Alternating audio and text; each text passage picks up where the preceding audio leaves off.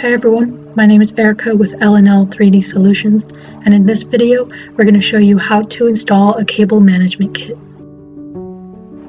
When you go over to our website www.lnl3d.com and you scroll over printer parts and then click on accessories and then you scroll down a bit, you can find the L&L cable management kit available for purchase. It comes with 2 cable organizers, and it's attached to a 3D printed organizer holder.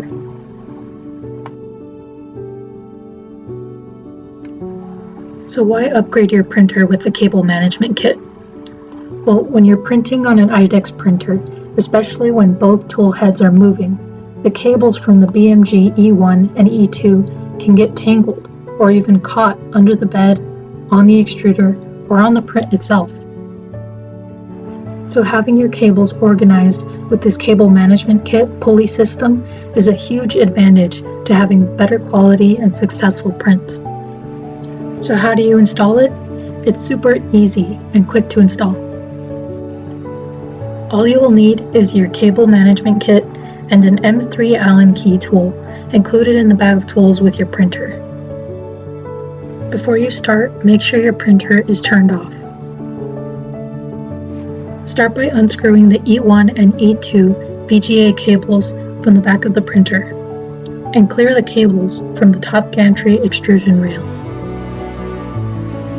The bottom of the cable management kit has 2 M3 bolts. Each M3 bolt has 1 T-nut.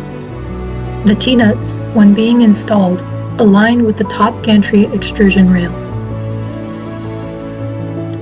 Depending on the position of your spool holder, you can change the direction of your mounted cable management kit. If your spool holder is in the front, you can install your cable management kit backwards and it won't be in the way of your spool flow. In this case, the spool holder will be in the back, so we want to install the cable management kit facing forward. Take your M3 Allen key hex tool included in the bag of tools with your printer and tighten the 2 M3 bolts. As you tighten the 2 M3 bolts, the T-nut will spin and get caught in the gantry extrusion rail, allowing itself to tighten and lock into place.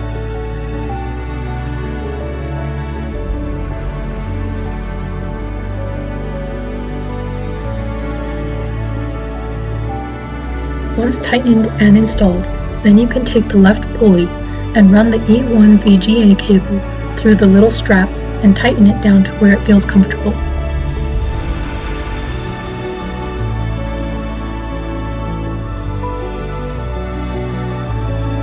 If the strap is tighter, it won't let the cable move at all. If it's looser, the cable will still have a little bit of slack.